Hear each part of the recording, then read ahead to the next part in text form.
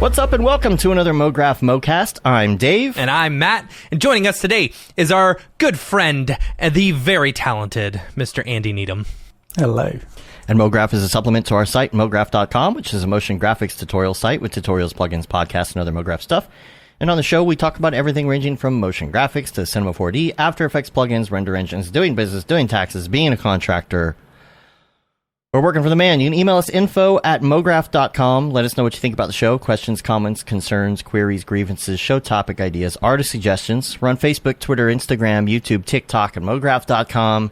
Come say hello on all the things and subscribe on all the things. We'll have some more TikToks coming out hopefully in the next couple weeks. I got some ideas. And I saw that Chad Ashley is on TikTok as well. So, Yes? Yeah, so check him out on there. That's fun. Yeah, I did a duet with one of his Oh, really? TikToks. It was fun, yeah. That's funny. Me and Dorpy, you know. So, yeah, there's a lot going on. I hope everybody had a good holiday break and a great new year and whatnot. And we got some stuff to look forward to this coming year. Man, this year's going to be killer. This is a year of big money and big projects and big everything. We're gonna. Y'all don't know. Y'all have no idea. It's gonna be amazing. And I say that at the beginning of every show, at the beginning of every new year. But this is the year. This is the year. Yeah. No, I was watching I guess it was the CNN New Year's and watching all the anchor people get very wasted. But a commercial came on, and it was the most targeted ad I've ever seen in my life. I'm going to put this in the show notes. It's like, how did they know? Because the whole premise of this entire drug spot is that it's two podcasters sitting there, and one of them has to just keep getting up to go to the bathroom. It should have been more targeted towards me. I don't know why it was for you. I definitely know quite a bit about Humera now. It's just so funny. The whole thing is about the two podcasters, the whole commercial. And now they can have their whole show again. Yep. I'm going to put the link in. It was like, man, they couldn't have gotten any more accurate with that targeted advertising. So can't help it. Once you get your gallbladder removed, it's like, game over, man. Yeah, can't control yourself. No more spicy things, I know it's a shame. So some things to look forward to in 2022. Number one, we've got... Oh, there he is. Look, we said Chad Ashley and he appeared. Did you say it 3 times? Yeah. I don't even know if he saw my TikTok duet that I did, but... I mean, he didn't like it. Maybe he just didn't like it. Yeah. But it's all right. I see all the Mograph stuff, and I never like them. Oh, I don't need them to... the thing is, I like specific TikToks just so I can show my wife later, So there's no reason for me to like it, okay. Yeah. She doesn't want to... Okay. Yeah, he said he's on the Tiki-Talkie. He needs to get on and check out the duet. One of the things that we're looking forward to is this, hopefully beginning of February, we're going to be getting our Rococo suit in. Yeah, we are. So we're very excited about that. We're going to mess with that. I know that Jags is getting one around the same time, and so is Barton. We're planning on doing a little meetup here in Dallas together and mess with the suits and see what we think, and that'll be fun. Experiment and go down the rabbit hole, So it'll be fun. That's going to be very cool. I'm very excited about that. Yeah. Andy, have you messed with the Rococo at all? I have not, no. But so this is something that you can link with like Unreal, presumably, or do some kind of... it's basically all motion capture. It's a big motion capture suit. Yeah. It even comes with the gloves and the facial capture stuff, Oh, wow. So, yeah, phone. I'm excited to try it out. And how does it do all the facial capture stuff? Because that's one of the trickier things, isn't it? I think it's like, it's got a little head attachment with a camera for your iPhone. or something. Your iPhone. Yeah, with your iPhone. So. Yeah. That's awesome. Yeah. There there was a really cool film that was done with all the mocap and then shot in Unreal, and I don't know, I can't remember the name of it. But they used the big, medium, small assets to populate it all. Someone correct me in the chat. But there's it's incredible. Like, filming it all on the mocap stage and then going in and then doing all the camera moves and cinematography like afterwards because you've got that control. It's just incredible. Yeah, that's one thing that I was thinking about that the other night. It's like we could just like act everything out so we've got all the characters or whatever and then do all the actual cinematography afterwards, you know, which is great. Oh, but they were finding angles like, there's, in a puddle and then just seeing like, oh, we didn't think of that, but there we go. Yeah. Now we've got, so it's cool. Yeah. See the reflections coming. Yeah. See, Chad, I saw it, but I don't like things. See? Oh, that makes me see. I don't know that he saw it though. Yep.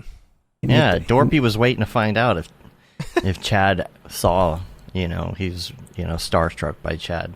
The suit is coming the beginning of February. I think we're going to bring it into Cinema 4D mostly. Jags has been working with it a lot already. He borrowed Windbush's and did a Halo 3 trailer remake. Oh, so good.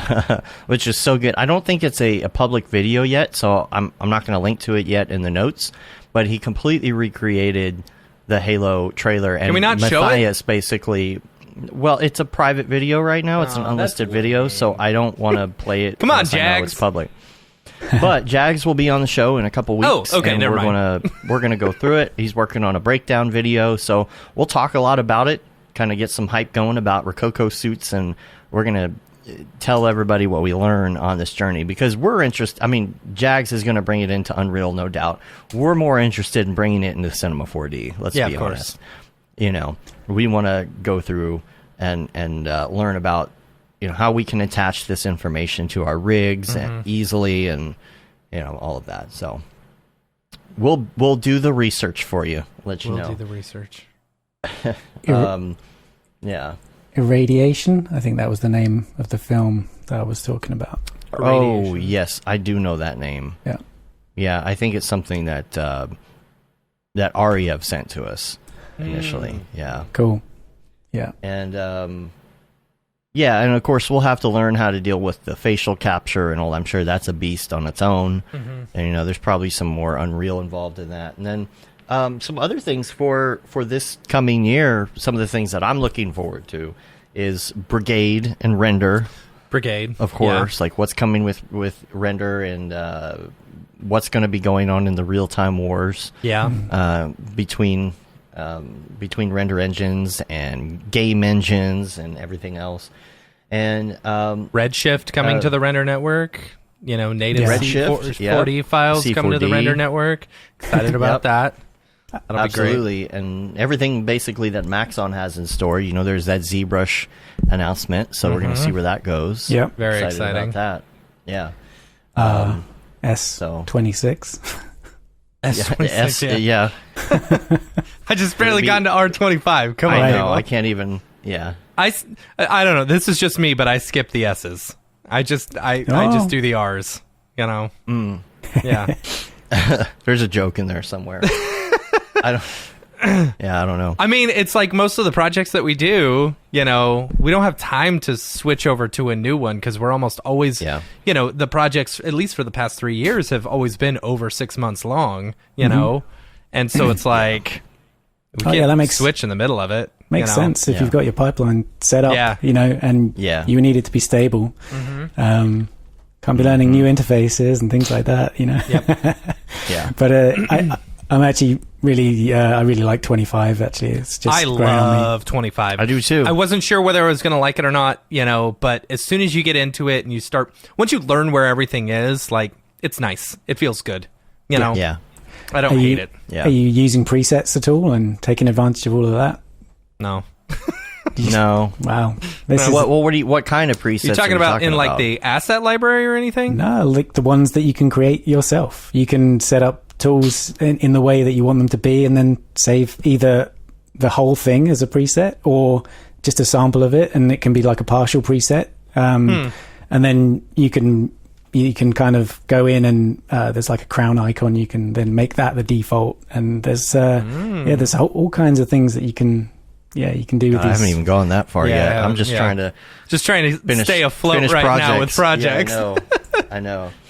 But I'm loving. I'll look into that though. Yeah. There's only a couple just more bugs quality that of life found. stuff. There's definitely more of that Yeah. in there. Yeah, it's really cool. I think maybe there's a point update that I don't have yet, but only things there that was I've a point noticed update are- that fixed the cloner thing. Anytime you throw an effector onto a cloner or something like that, you get 2 effectors instead of the 1. start screen issue got me. Yeah, I thought it was my issue. I think it still gets me. I think there's still an issue with that. The So start just don't screen, load if you your load the project. project from the start Yeah. screen, it'll only do it half the time. Other times it'll just crash. What? Yeah, Yeah, Oh, I have but that it's not issue your all the file. time. Using the little The little right open yeah, window, there's some parts of that annoy me, like there's no point to the templates because there's no template and everything's like truncated, the file name, so you can't, if you could hover over and see the full thing, then that'd Right. be useful, but I think that needs to be solved. But yeah, have you done a custom start splash screen? I had to go at custom one? that. Yeah. Haven't done that. that was Chad's yeah. TikTok. Cool. Yeah. Right. Yeah. Somebody on Twitter did one, and I was like, oh right, so you can like go into the resources and it's like splash.mp4 if you rename a That's file funny. like that. So yeah, that's Yeah. I'm I'm gonna have to really think about what I want it change to mine be. to Brodor saying, "Let's do it." Yeah. yeah. That'd be good. And he does the little thing with his hands, and the Cinema 4D logo comes up in the middle. You know, That'd be I think you got like Nice. 3 seconds or something of animation that you could use. But Yeah. I really like the splash actually. I think it's great. Yeah. it's pretty. Yeah. I had a couple other notes about it too. One issue that I am seeing is sometimes keyframes and do you- not appear. What? You can see, and like I knew Chad's down for all these presets. You can see in the chat there. Yeah. Of course, he's going to be all over this. Yeah. See, now I gotta dig into this because I was barely even aware of what this was. So I think I recorded some training on this for GSG. So if you've got Plus, Okay. you can. Oh, there you go. Can jump We in. have Plus, yes. Yeah. yes, we do. Everyone should. Everyone should. It's I invaluable. agree. Yeah. I agree. We were able to get rid of our polygon, because I don't really like that dude and his thoughts about things. And so I got rid of that and moved over to GSG Plus and haven't ever looked back. Yep. I haven't needed it even once. Yeah, it's nice, and we've been working on some big projects lately that has been like super easy to just drag and drop things, and then we know that everybody else is going to have that texture as well that we're working with because everybody has it. And what's really interesting is we've been working with some pretty big name brands, and they will send us assets, and in those assets it's like GSG, All GSG everything stuff. like Yeah, they're all it's using really it funny. too. Yeah, Of course. so that's nice. But it's been made like so easy to use. So it's like like iTunes or whatever. When you might as well just do the easy route, right? Right. So Right. yeah. Chad says we got to get in the affiliate program. Yeah, this episode brought to you by GSG Plus. Now with Surely. medals. Where's and the money? Where's the surface money, man? imperfections. I'll take my payout in ETH, please. Yes. The other thing I was going to mention about C4D, I don't know if anybody else has noticed this. I thought maybe it was just a one-time bug for me, but sometimes on the main timeline, not your dope sheet, but on the main timeline, a keyframe just won't be there. Like you'll have a keyframe, like a keyframe that would be there, like a coordinate keyframe, a scale, position, or whatever, right? There's a keyframe, but you don't see it there. You don't actually see it. You have to open your dope sheet. That's something I meant to report, but Isn't it like based on the object that you select? it is. Yeah. But you'll be Oh, but on you've that selected object. it, and It's just not like you'll see other keyframes that you have there, but that one you're on, there's no keyframe. Oh, It's man. weird. It's just not there. And then something else I wanted to mention too. If you're a Turbulence FD person, a lot of times if I'm doing more than one smoke sim inside of a scene, what I'll do is I'll package up the solution to one sim and I'll change that to VDB so that it can render on its own fairly fast with like an Octane volume, VDB loader or something. So what you have to do is you have to convert the file in Turbulence FD, which is a BCF file, to a VDB file. And there's advantages to doing them certain ways. They're really big files, but they load very quick if they're VDBs. So there was a command line file that used to be in the plugins folder, and it took me forever to figure out where this command line thing was. I couldn't find it in the documentation. The documentation wasn't updated. I was looking in different plugins folders, couldn't find it. It's in the program files folder under JawSet. Oh, weird. That's where it's been moved to. And it's so obvious now, but it took me forever to figure that out. So you go to JawSet, and it's a command line tool. If you haven't used it, it's really great. I should have put it in that tutorial I did on TFD, where it creates a separate BCF file for every single frame. You take that and you drop that folder into this command line tool, and it converts those frames to VDB frames instead. And then there you go, you're good to go. That's cool. Right. Yeah. Okay. Yeah. I've had some Octane bugs I thought I'd mention too, which, some of them we've gotten through. The textures don't seem to be updating correctly sometimes for me. It's one of my big issues right now. And the problem is I can't try like the latest 2021 or whatever version at the moment because of what we're working on. But what's happening for me anyway is, let's say you're working on a texture and you load it in Photoshop, right? And then you change it, you save over it, you should be able to go refresh that texture in Cinema and Octane. It doesn't refresh.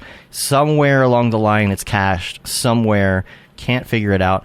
For some reason this happens to me, it seems like in every new version of Octane, and it takes a couple versions for it to get fixed.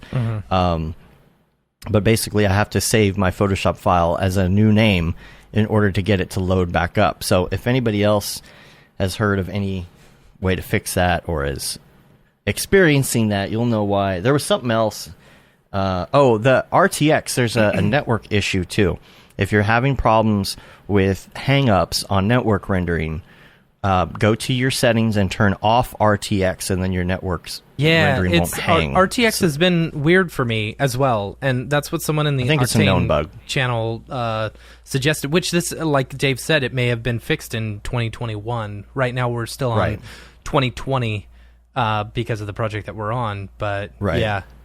It's weird. You turn RTX on, and then I don't have any issues network rendering.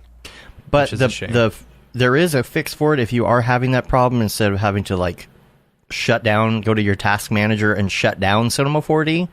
If you are network rendering and it's hanging, go ahead and hit Control B, which brings up your render settings, and go to network and just turn off network in Octane, network rendering, and then it will like lock back in and will at least finish what you're doing so that you don't lose your project or have to load it back up. You know, it's kind of a process to load these huge 4K, 8K textures in a giant project. Try to not have to force quit if you don't have to. Yeah.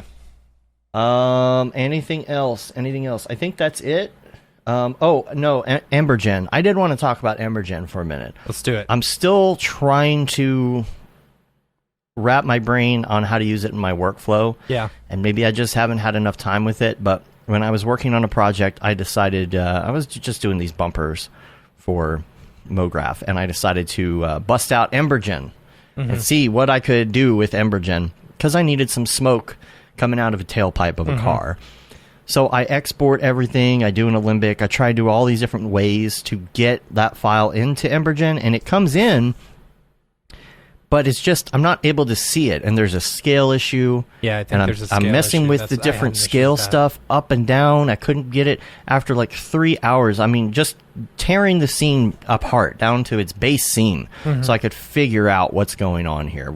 Apparently the element was very far from origin, which is an issue. Oh, yeah.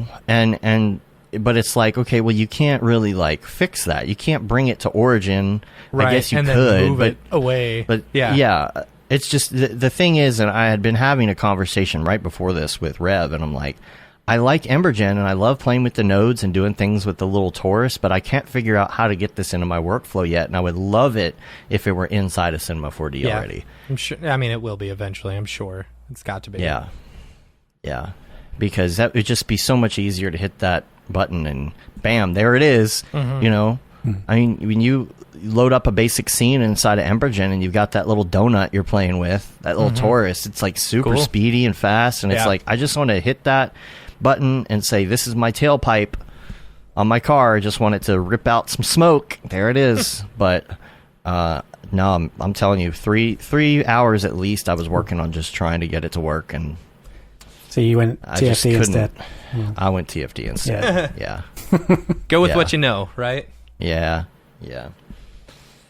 So, that covers a lot. We had a lot in the week wrap up there. One of the things that we usually do is we talk with our guests about their previous history and what they did for school and all of that. But we've talked to you before. We know who you are, and if people want to catch up on that, they can go listen to old episodes. We want to know what you're doing now. Yeah, we want to catch up on what you've been doing. It's been a while. Yeah. What you been doing since the before times? I don't know when we last spoke, but it was probably. It's been a couple of. It has, like you said, it's been a couple of years probably. Like doing a podcast together, but oh man, I've been still doing client work, of course, and that's that's been good. Some clients have turned, I do training and tutorials and all that kind of stuff a lot on LinkedIn Learning and GSG Plus, and I just as COVID hit, I in 2019 I'd picked up a kind of new client called Created. They're like a Mograph. Well, their first course was a motion graphics course, and it was a kind of half online, half in person type of course. And they needed material for a whole kind of curriculum for Cinema 4D, and so I put that together alongside them and recorded all the training for that. And then during 2020, they wanted everything re-recorded for all their After Effects stuff as well. So it kept me quite busy, just kind of putting training together and doing that. And I've done well, unfortunately didn't get to go to NAB, but did the kind of pre-recorded presentation as well. And like pre-recorded, they're not pre-recorded, right? Yeah, what are you talking about? They're all live. As live. Recorded live. The Q&A's live. Always live. Oh, that's funny.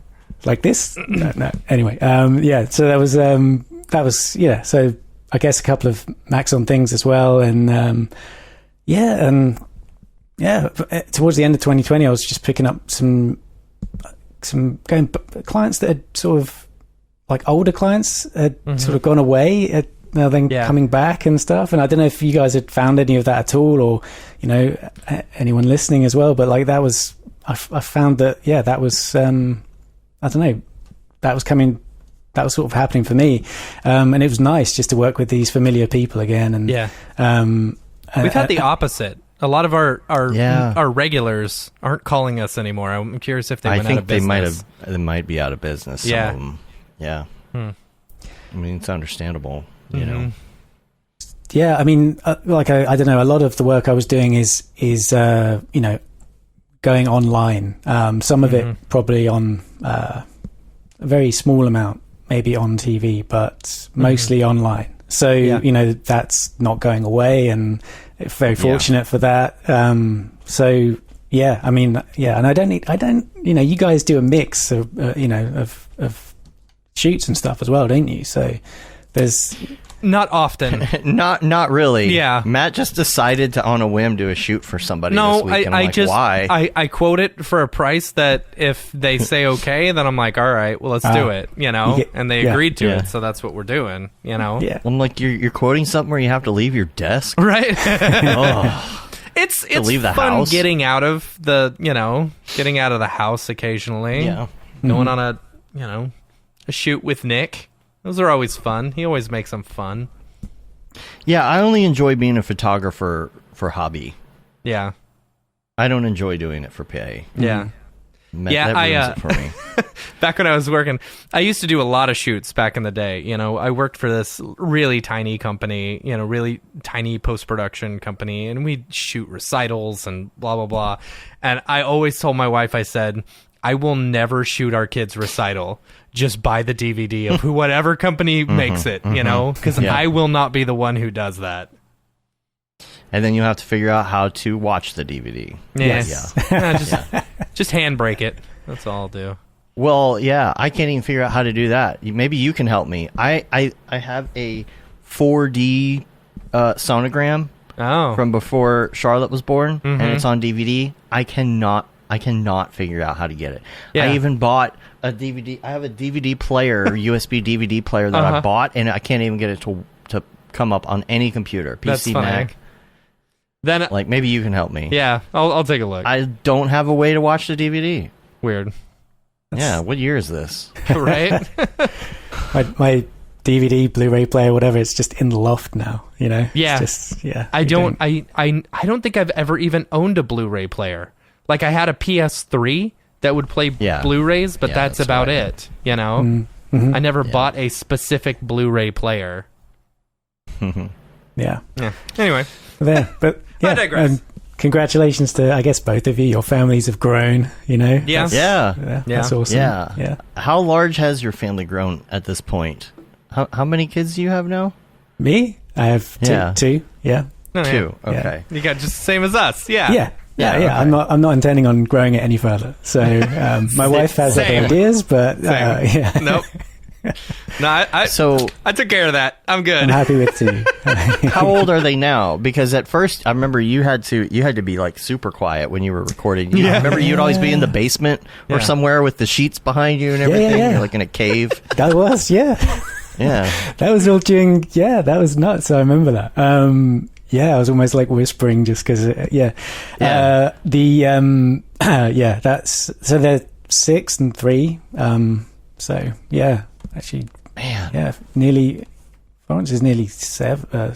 Be 7 really soon. So it's 2 girls. Yeah, very lovely girls. So yeah. So you have a space now. You're not. Weren't you out the shed or something? Dude, I've built a garden office here. So this is nice. A team of people came and built it in my garden. A team of professionals. Yeah, exactly. And they just put it together in about just under a week, and that's awesome. It's amazing. Yeah, it's been an absolute game changer. So have the space away from the house, which is nice. Kind of like going to work in a way, but but you're around for everything. So for more things. I the commute. I used to like listening to audiobooks and podcasts and things like that. Right. And I don't really get that as much, but I'd rather not. I'd rather not go into town. I mean, like during COVID, I had still my office space. It was like a shared space, and there was like just no help with that. So we're just paying full rent for, and I was like, well, I need to just get rid of this, because this is obviously you're like uncertain about how long it's going to kind of go on for, and then. Yeah, so in the end, it was just the owners were, the people that I'm subletting off someone, and so, who they're paying rent to were just started to do like an underhand kind of deal, like trying to approach me directly to kind of do a new contract and stuff. And I was like, well, I spoke to him and I just said, what's going on? He said, I'm actually going to get out of this because of, the way I'm being treated. And I was like, well... I'm not really interested anymore, so I won't renew or do anything. So yeah, it's that I've been thinking of doing something, garden office or something for a while, and then it was just the stimulus to do it. So yeah, it took a while. It didn't get built until like October. So I was just. And there was a long delay just due to either parts or things like that, because there's shortages of things. So luckily, like the price didn't change. Like I think it's probably gone up a bit now, but because material costs have. So but how big is it total? Like how many square feet you got there? I don't know I've got like a it's a kind of 4x3 box kind of thing. So yeah, meter box. So it's it's pretty big. It's I can't. No. 4 meters. Okay, Yeah. by 3 meters. Yeah. I was like, wait, 1 meter? It's a meter box? It's like, oh, right. I was like, No, dude, sorry. I need to.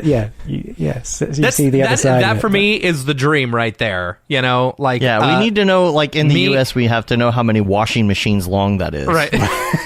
So I could stack a couple on top, and No, 4 meters. Which apparently, is basically your basically- washing machines over there are in your kitchen, which I had no idea. They're in your kitchen, right? yeah. I was all. Oh, that's weird. You need a utility room. Actually, that's what. You know, my wife wants us to get the house sorted, so I need to definitely. Yeah, we need to focus on that, and bigger kitchen would be lovely. That's the ultimate goal for me, is to, like, right now, me and my wife joke around that this is our middle class retirement home. My wife.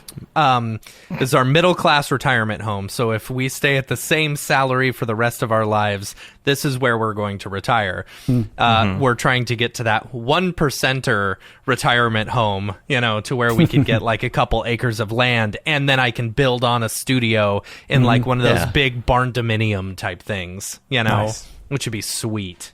Yeah. And then Dave will still never come out, you know. Yeah, you know. The only kind of the guilty thing here is that, like, because in so doing, like, we demolished the old shed, which was just some dilapidated like piece of crap anyway. It was just falling apart, and I just had to give it the nudge it needed just to, you know. And it's funny what uncovered as well. Like, you know, we figured out there was just there's like some underneath it. There was like some digging up loads of stuff. Like Find castles under there. Well, yeah, Find found like an castle everywhere over old there. sink, and it was all cracked and stuff. But I was like, that's nuts. So I'm finding bits of this and that. Like, I'm going to use that in my new build. Yeah, that's still good. It's still good. Put a plug in. And then we discovered as well that the neighbour that used to live next door, but was a raging alcoholic as well, because there were just loads and loads of things buried, like bottle. It must have been our neighbour or the person that owned our house a couple of times. I don't know, but our neighbour was saying to me, like, "Oh, did you find as well? Did you find all the booze and stuff?" And I was like, "What is all this?" You know, it's just like hiding it in their yard. It was all hidden, and she said that it was. Was it full or empty? No, Was these it are just empty. bottles? They've been Oh, okay. consumed, and but she said it was in her floorboards. It was everywhere, and Jeez. So so there's all kinds of stuff that gets uncovered. But I felt guilty because for once we were looking in the garden. The girls were having a lovely time playing. It's a long, much longer than it is now, and then suddenly I'm taking up half the space. And, Yeah. So That's funny. but. Funny story. Man, I wouldn't be along able to- those similar lines. Funny story along those. When I was really young, I got caught with a bunch of pornography, and I had hid it underneath the shed, like some of it underneath our shed at our house, And after I got caught, I was too scared to go back and get it and throw it away or whatever. And so when my dad and my grandpa tore apart the shed, they found all my old pornography. Stop for a So break. that was Wow. fun. Yeah. Oh dear. Wow. The stash. Anyway. Yeah, I wouldn't be able to come out to your house anyway. This is why I don't miss a commute. I don't have a vehicle. Oh yeah, you don't have a car. Man, let me tell you. Tell the story. Tell the story. Everybody because watch your catalytic converters. I just park gotta your say, cars this is in your garages or somewhere safe, because This is an epidemic. At least in Dallas. I don't know where it is how it is anywhere else, but Well, like we're seeing it all over the place. No, it's everywhere. Like Texas has had 40,000 reports in the last 60 days of catalytic converters being stolen. And so what basically happened to me is this was kind of like during Christmas. So I went to take my daughter home, and my truck had been in front of my house, got in it, turned the key, and it sounded like a shotgun going off. Mm-hmm. It sounded like, I mean, I used to be young. I had a Camaro with the straight pipe, cutout thing. You could open it and shut it, and it would sound incredibly obnoxiously loud. We're talking like can't even have a conversation with the person in the car next to you loud. And that's how this sounded. And as soon as I heard it, I was like, oh, it's my catalytic converters. They took them. Like immediately, I'm like, I know that's what it is. And I didn't know it was It's a mineral thing, isn't it? It's something. Yeah. Is that what it is? Platinum. It's platinum and rhodium. Rhodium is one of them too. But here's the thing. I have 2 catalytic converters on mine. So I watched on the Ring doorbell as I came by, scoped it out, came back around, and proceeded to weld both of them off of my car in 4 minutes flat and get out of there. And it was sucky, to say the least. Here's the problem, is I got a newborn, and like we have these other cars, but they're like our old Camaros with bucket seats that we can't put like a car seat in. So that truck was like the vehicle, the kid vehicle, So we're trying to figure that out. If I would have known this, I would have changed it, but apparently I didn't have the rental vehicle on my insurance, which I would have totally done if I would have known. And always do the rental vehicle. The problem is that the left catalytic converter is different, and it is not in stock. It is not in production. There is no date as to when it's going to be available. So this car could possibly be totaled because of this event. Wow. So I'm warning people. I'm warning my brother. My sister-in-law is like looking it up. She's like, wow. She's like, we both have a Prius. The 2 of them have a Prius. She's like, this is like one of the top ones on the list right now, right? She's like, I'm really scared they're going to hit our vehicle or whatever. What can I do? I'm like, there's not much you can do. Well, you're in Texas. Get a gun, and if you see them, you are fully allowed to shoot them. No, that is not true. That is true. First of all, that is true. Oh if my someone gosh, is don't stealing give your that stuff, advice. you can shoot them. No, you can't. Yes, you can. Oh my gosh. Somebody just went to prison for that in Grand Prairie because they were shooting at somebody who was stealing. Well, if they're on your property stealing your stuff, you can shoot them. No. Okay. That is not true. No, it's only if you're in danger. If somebody's running away from you and you shoot them in the back, not you're running in away. trouble. Once they're off your property, you can't shoot them. But if they're stealing something from your property, you could shoot them. This is not lawyer advice. If you take that advice, you're gonna have a bad time. So, but Matt on the Mograph podcast said I could shoot him. Right. These days, it's all recorded. It's right here. Yeah. Fake news. Not legal advice. Hi, my name is Sashia Dumont. I'm a writer, actor, and filmmaker. Hi, my name is Paul Robinson. I'm a director, DP, and filmmaker. We are the creators and hosts of the GoGorilla Filmcast, an online source for all things indie film. We are a husband and wife film team and co-owners of Send 3 Productions, and we started this podcast for filmmakers like ourselves who were producing on micro budgets with skeleton crews. GoGorilla is a weekly podcast that features various talents in TV, film, and web series productions. We've interviewed filmmaker powerhouses like Kestrin Pantera, Richard Raymond, Alex Ferrari, Cassandra Ebner, and Ryan Connolly. Amazing actors like Hannah Ward, Lou Taylor Pucci, Chris Wataski, and Eileen Gruba. Groundbreaking cinematographers like Jody Lee Lipes, and Jessica Lee Gagné, and many more.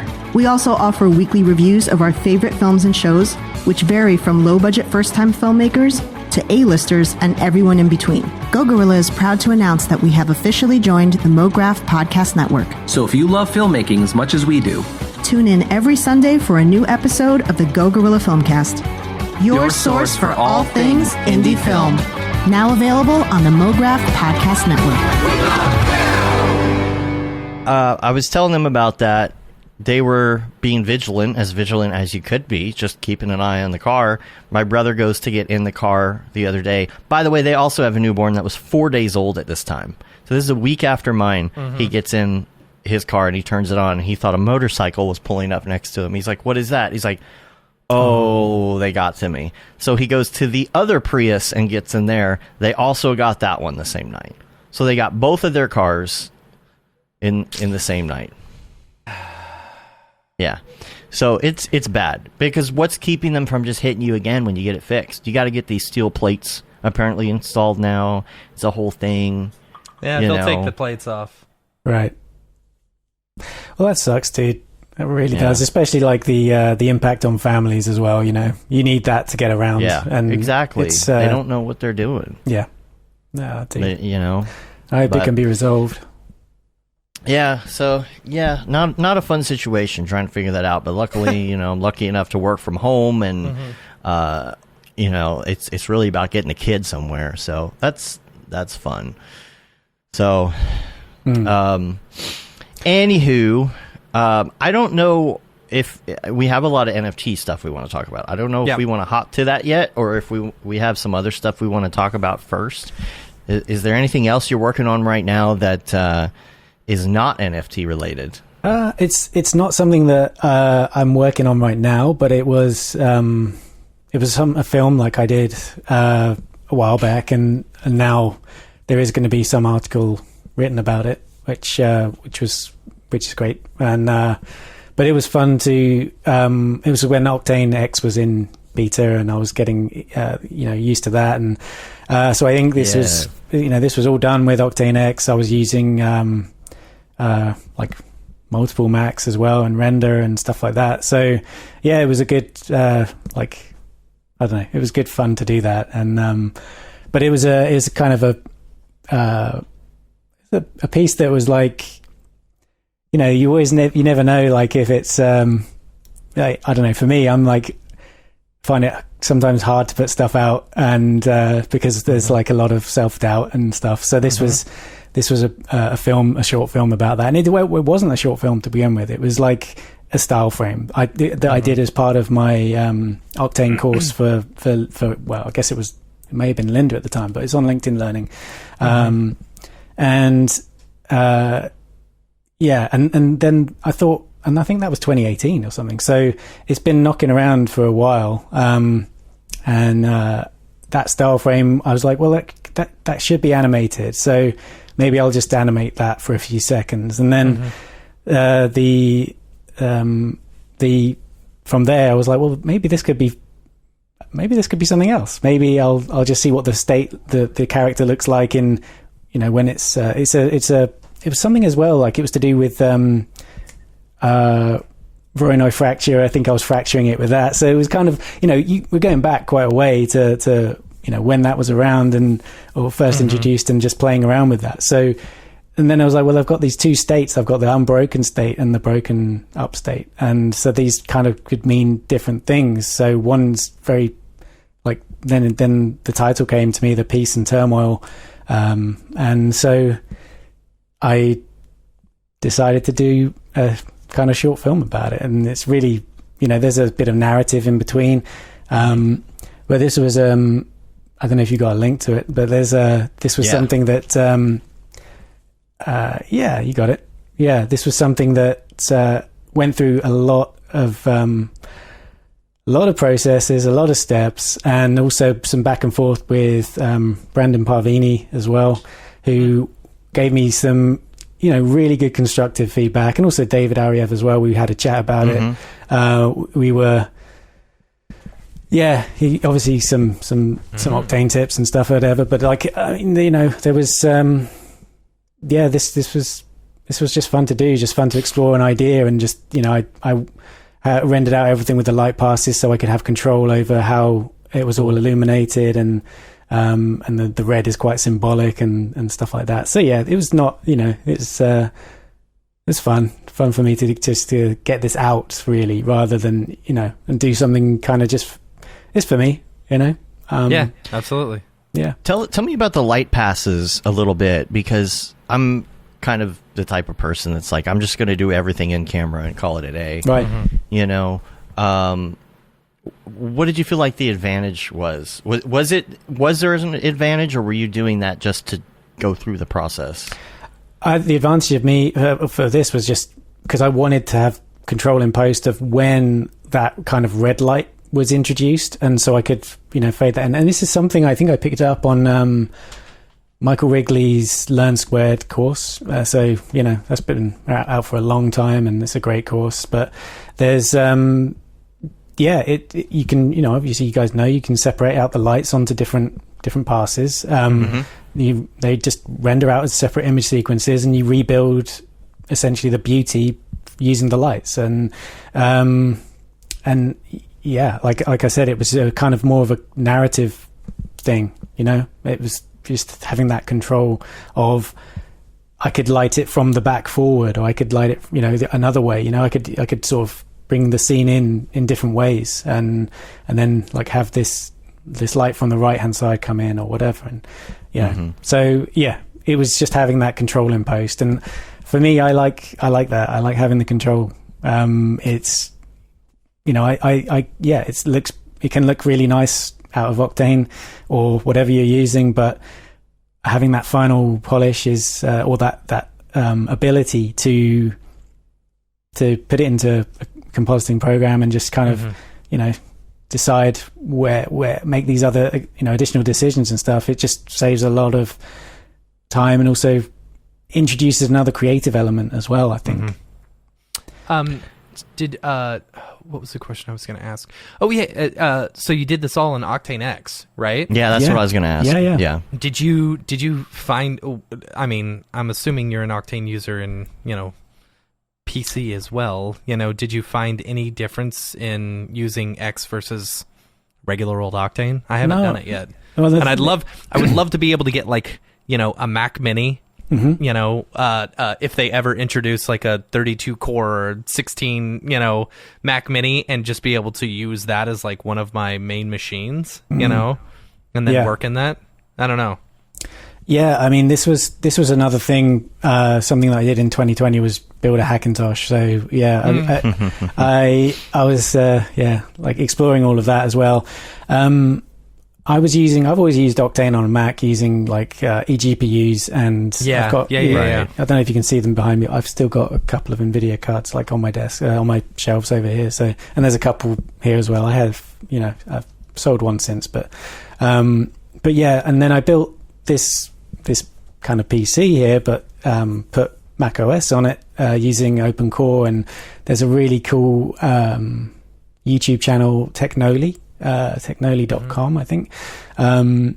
Just made it super approachable, super friendly, and gives you this confidence, right? Of like, you can do this. It's actually not as scary as you think, and it's very hand holding the way that the presentation of the tutorials are.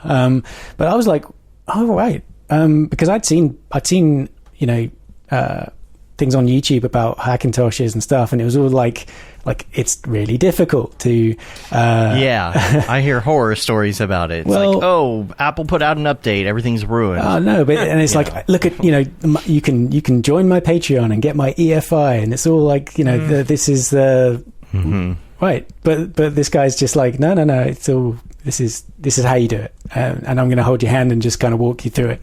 And so I checked out one of the videos. There was a similar kind of spec to what I wanted to build anyway. So I thought, okay, I'll get us some similar compatible parts, put the box together, and just see if I can put Mac OS on. If not, I have a PC that I can just use anyway, right? And I'll just send back the AMD card and get an NVIDIA one, whatever. Or just stick one of my old ones in. I've got all the parts. So that's the way I thought about it, and I felt kind of comfortable about going forward in that. So I started with Catalina and just did it, and there's a few kind of scary moments where it kind of like reboots and goes through, but this is actually all normal. And then actually the only little tweaks are kind of just getting the BIOS sorted out, but it's really about sort of security settings and stuff, and just things like that, and just making a few minor tweaks. So it was, there's so much information out there about how to do it, and communities are very open, and you know, has the Hackintosh community gotten smaller? I feel like I don't know, like, because I don't hear much about it anymore.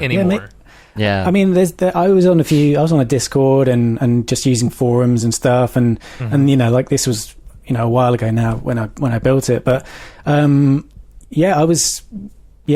I kind of was getting some answers that I needed, and I got my machine set up and stable and sort of working, and then I've had a few moments where it was you know, it was like, it's got to a point and now I can't go any further. But there is always like another way of doing it, because obviously you treat it like a machine that you rely on, right? So you do backups, and because I have it on I had a backup on a USB-C drive as well of the whole kind of main system, and then I could plug that into my MacBook and just check out the EFI. Oh right, I forgot to do this. Right, tweak, and then save, and then just boot from the thing, the external. Make the change on my one, and then it all worked. And it was like, okay, there's some silly things that I didn't do because I wasn't being careful, and and it's, but then that comes with experience and whatever. But I just updated to Monterey from Big Sur, and I did my backup, and then I opened software update, and then I installed Monterey, rebooted, and it was there. So it's like, okay, this is good. This is just like it should be, I guess, whatever. Yeah. But OpenCore gets updated regularly, and really there's just a few. There's actually even tools as well that allow you to build it builds the EFI for you, but I tend not to rely on those as such, because I have a working EFI, right? This is basically a separate partition that it's looking to boot from. This is the bit that kind of gets you into macOS, for those that aren't aware.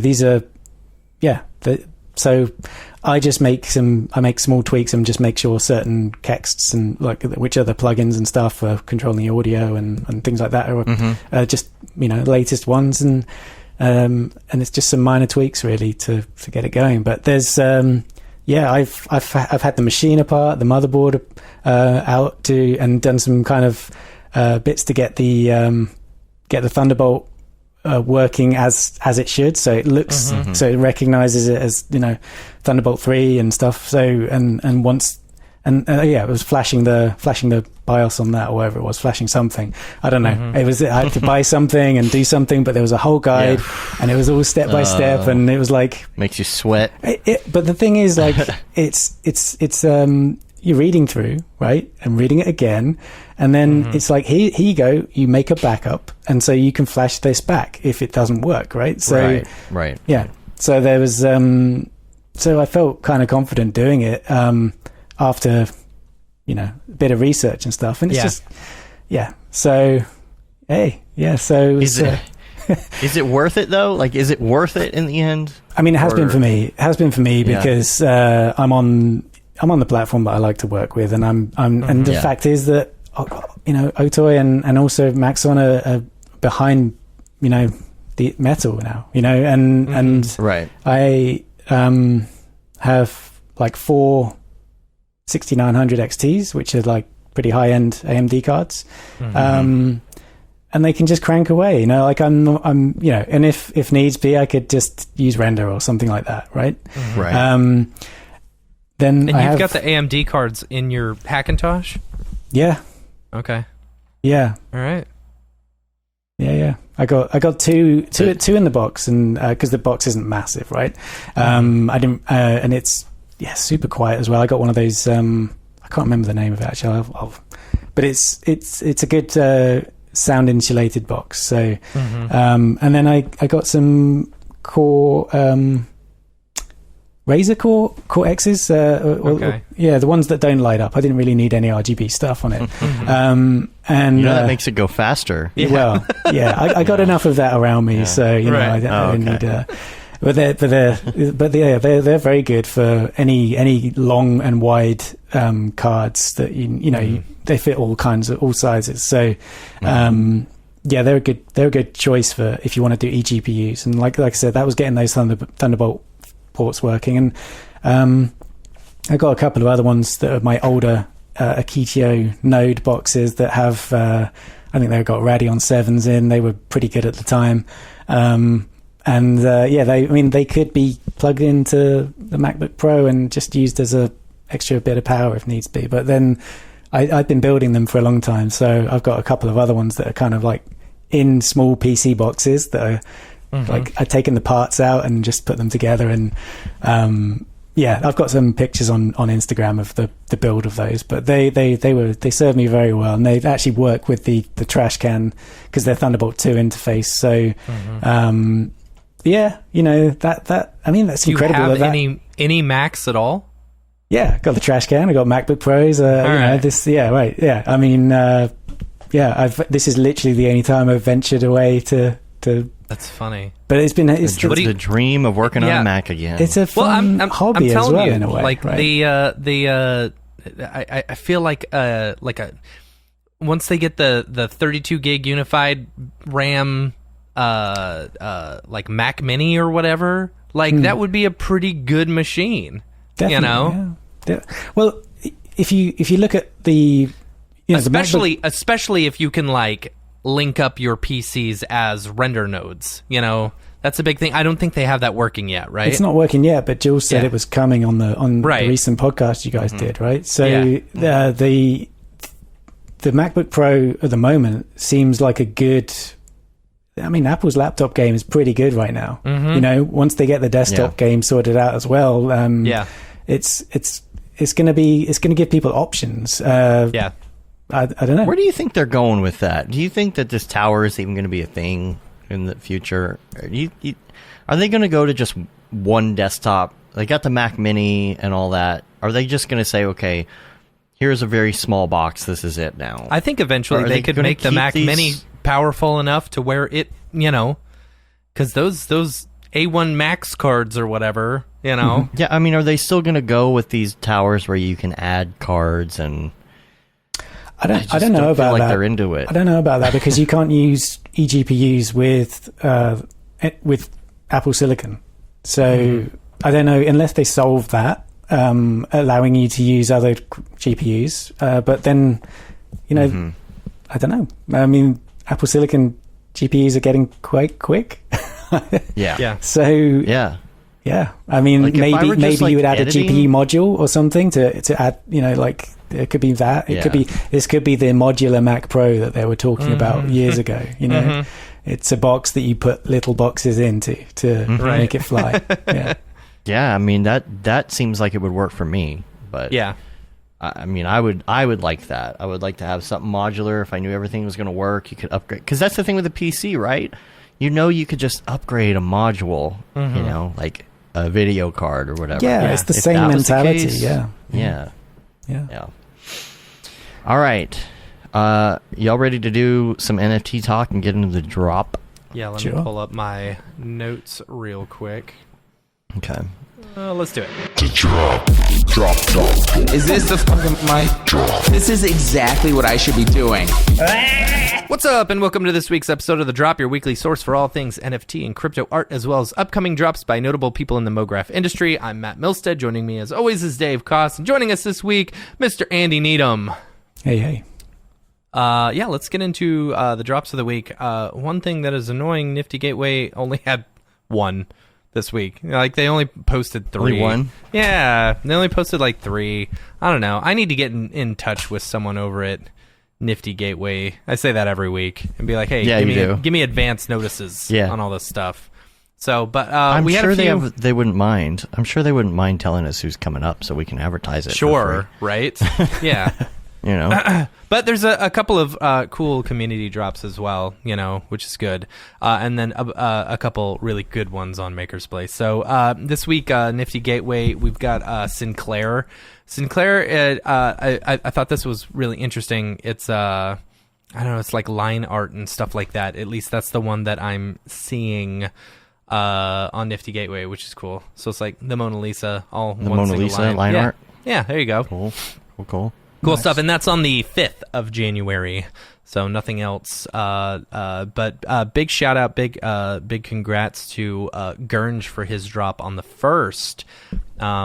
Did really well on that one, so congratulations to him for that drop. Big props. Next up on Maker's Place on the 4th tomorrow, we've got Mark McKenna.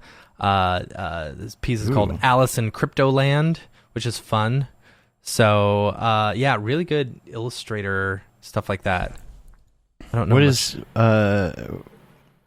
what is Crypto Land? I don't know. What exactly is? Mark is a American comic artist. You know. Oh, okay. Yeah. So I don't know. Cool looking stuff. Really good stuff. Comic book artist, right? Comic book artist. Yeah. You can tell in that style. Right. Yeah. And then on the 5th, Julian Ohayon, Black Paris. I believe we've seen some of their work before, like Dark Mode 1 and 2. I think we've talked about, but this is Dark Mode 3, which I'm really interested to know whether or not, if they're allowed to use the Batmobile. Yeah. Which is or that interesting. other car. Yeah. So I don't know, whatever. I've really liked their work. I've always liked their work. I feel like the work is really good. So yeah, car licensing can be fairly complicated. Yeah. So that's for the 5th, and then on the 6th, Grand Chamaco, I Need a Hero is the name of this drop. I really like their work. So, Dave, if you hit play, it's like these vinyl-esque looking, like, pop culture heroes. Like Die Hard and Arnold and Ripley and stuff like that. So, really cool and good stuff. I really that's like cool. that one, right? It's God, straight that up. reminds me of something. Right. It reminds me of the artist on Adult Swim. I don't know.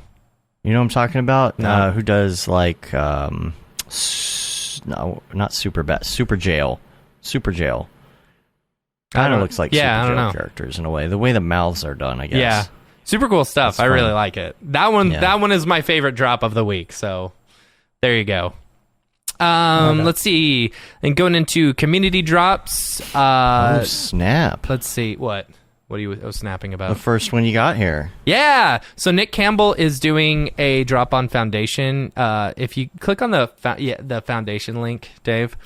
Mm-hmm. So he's got 9 different gorillas. Yeah. And I believe these are probably, don't quote me on it, but some of these look like GSG materials, that you can get in GSG Plus. I recognize that confetti one. These are which is octane cool rendered as well, I believe. Okay, there you go. So, has all these. I think each day he's auctioning off another one. I'm not sure. I'm not as 100% one sure. sells, the next one as one goes up. sells, the Yeah. next ones. So current bid is almost 1 ETH on this clay render one, which is cool.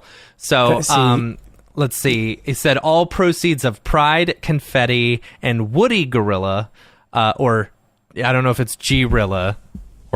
Anyway, will be 100% donated to charity. How do you pronounce it? Yeah, is it Gorilla? G-Rilla? Gorilla? So, that's cool. Yeah. It's cool to see Nick doing this stuff as well. Yeah. Yeah, that's awesome. So, and, so that's one of Creamy orange gorilla. See, I didn't realize. Creamy orange. What's say? the current bid up to on the second one, the second edition? Almost 1 ETH. It's 0.987. Let's see. Oh, it's got 38 seconds left. Oh, really? Brilly is the we should top. watch it just come in. Man. Brilly? Yeah, Yeah. it's just about to end. We should just have a look, man. This is Yeah, I should outbid him right now. Perry Cooper got my For 1 gosh. ETH. the first edition, I think. Yeah, you don't So, have enough time. Sure, I do. Right. I understand. Do Let you? me bid anyway. Let me bid anyway. Sniping at the end here. Yeah, right? Right? No, I'm See not. it I'm not happen. going to Let's see it bid. happen. I'm not gonna bid. I don't have 1 ETH to spend. Oh, Ending in 5 seconds, I think. Oh, Let's see. here it comes. Anyone? Here it Here comes. you go. it's done. No, Auction ended. Is it done? It says its auction has ended. Auction ended. Sold to Brilly. Well done, Brilly. Sold Congrats. to Brilly. nice. That was That's fun funny. to watch. Well done, Nick. Yeah. Nick, this is great. Congratulations, Brilly. All So right. the next one is what's the Shilly. next one on there? Next one is Midnight. Okay, Yeah. I like That'll the be gold fun. one. On Discord. The gold one's pretty cool. I bet you Brilly is going for more than one of these. You think so? Yeah. Man, that's a good deal. I should have bid on that. I want to bid on one of these other ones. Yeah. Yeah, for sure. Yeah. I don't know which one, though. I'll have to decide. I like the confetti We have some one. other community. And the leather one. The leather one's very nice. Yeah. All right. Yeah, we got some other stuff. Let's see. The next one, PJ Richardson. This one was sent to me by Mark. I really like this one. This one is called Florida Man. So, Dave, if you can open up the OpenSea. Assuming OpenSea's working. Yeah, assuming. So this is a whole like big collection of like they're 0.05 ETH, and they're it's Florida Man. So you've got a whole bunch of like just random, different, crazy Florida Man things, which I really enjoy. You know? Do you think that it's actually based off of something like? I don't know. That would maybe be he interesting. read an article, right? Like, a Florida man. Right, covered himself somebody in with bees. Killed himself with a screwdriver. Right. Killed somebody with a screwdriver, and you see this one with the screwdriver and the handcuffs. Yeah, could be. I don't know, maybe. So it's a fun little collection. Okay. I like it, and I like that they're all completely different. You know, it's not like your standard collection that does I don't know, like multiple different versions of basically the same thing. You know what I'm saying? This is its own individual. So Florida Man, that's fun. That's right. PJ Richardson. And then lastly, we've got one from another one? Tori Bryant. Yeah, she sent us. Oh, not yet. Not yet. Not yet. There's a delay on that one. It's releasing later, so never mind. So yes, ignore what I just said. But stand by. There will be something from Tori in a couple weeks. That's all I got as far as the drops for this week. Andy, let's hear what you got to say. I know you got a lot. Yeah. I mean, everything NFTs go. And now, didn't Everfresh have a new one this week? Really? Everfresh? Yeah. I don't know. Is that what you just sent us? On what? On Super Rare. Ooh, that's pretty. Stand by. I'll bring this up. And here we go. The first one on the left there. Yeah. Wow. Are these how are these done? Hand drawn? Rainbow Vision. So cool. Yeah, are these they definitely look.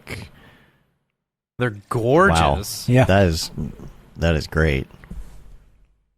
Very good. I think it's I wonder what this is. It's got a process in C4D, isn't it? I don't know. Is it? Oh, is it hand drawn? Yeah. Well, it says hand drawn. Oh, here. okay. Yeah, illustration. Huh. Wow. Yeah, that looks hand drawn for sure. I mean, just so fluid. Yeah, so great. pretty. Yeah. Yeah. That's good stuff. For what's the reserve is 3.3333 ETH. Did you know 0.99999 repeating is equal to 1? What? Found this out on TikTok. 0.99999 I know which thing you're talking about. Is equal to 1. It is. That was a 1. weird one. I don't know. I thought it was cool because 1/3 is 0.33333 repeating, and then you do 3/3 is equal to 1. But if 1/3 is equal to 0.33333, you lost 3/3 would technically be equal to we'll just have to link the 0.99999, right? It's equal to 1. We'll link the TikTok. I don't know. Yeah. Will we? I don't think we will. Yeah. All right, Andy. What you got for us? You've done a bunch of NFT stuff, and I'm very interested to talk about it. What do you want to talk about? What do you want to Let's start with let's playing arts. Yeah, I was going to talk about the playing cards. Playing arts that you did. Yeah. Let's talk about those. Yeah, I mean, you can see my card on the website, but this is a pretty. I don't know. What's the website again? Oh, I'll send you a link. Yeah, it's in the dingus already, I'll send you a link to the main. One right here. You got it? Oh, that's my card. But if you go back to just delete my name from the thingy. Is it playingarts.com? Oh, okay. Because then you'll see all the others as well. Like you can check out mine. There we this go. is it. Yeah, the crypto edition is as you can see there, deck of playing cards. There's 55 artists involved. It's pretty insane how they got. I mean, they've been going for years. You can see there's physical decks, 0, 1, 2, 3 special and things like that. But the crypto is their first, venture into crypto art and all that kind of stuff, and putting a deck on the blockchain so that's cool. Pretty artwork. Oh, you should check out. It's a great idea. 3 of Hearts as well. It's Victor Vector. The animation is just incredibly smooth. It's brilliant.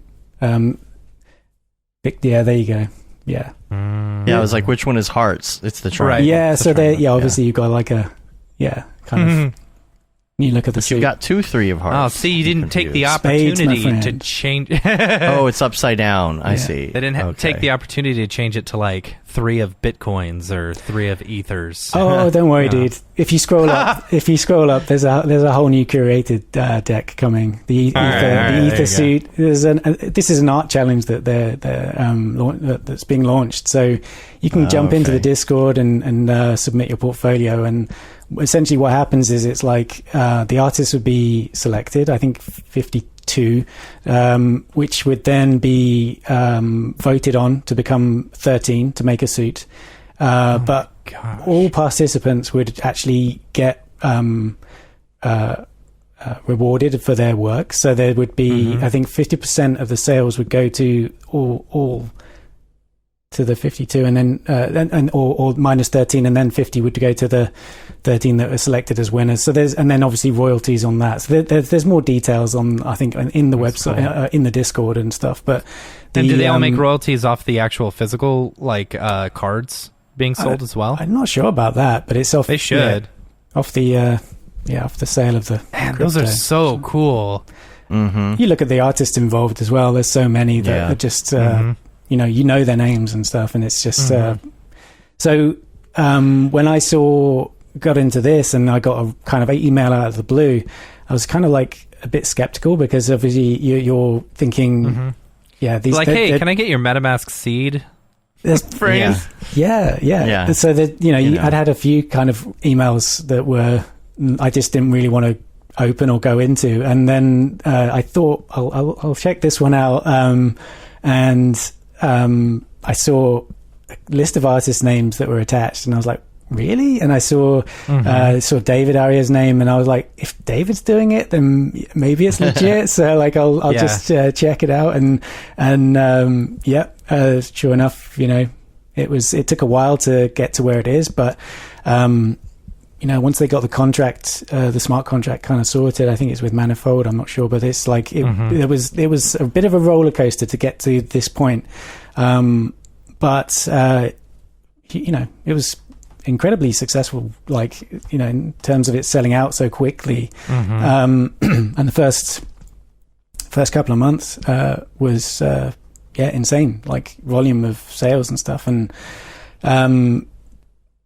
since then it's kind of like dropped down a bit. And but you think there's anyone who owns an entire deck? Oh, I do.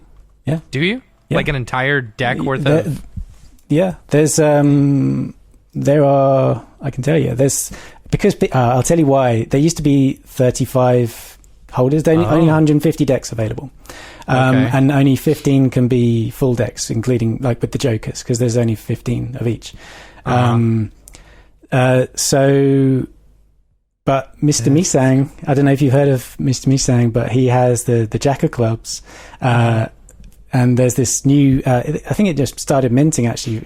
If you own a Jack of Clubs, you get 10 mint. You get a mint pass for his new Ghost Projects thing, which is kind of cool. So there's ways into other projects through playing arts. You hold a card, it gives you a mint pass to other projects. The Ghost Girl, she did her Glitch Girls project. So if you had Queen of Diamonds, then you had a mint pass for that. So it's kind of like a little gateway into other projects, which is cool. Yeah. It's nice that the artists are seeing it in that way. And like for me, I'll certainly do something with my Six of Hearts for holders. So, but like other holders, other artists have very generously and no obligation at all. From the project, they've done like airdrops and or certain like rewards to holders just just for holding their cards and stuff. So there's a fair bit.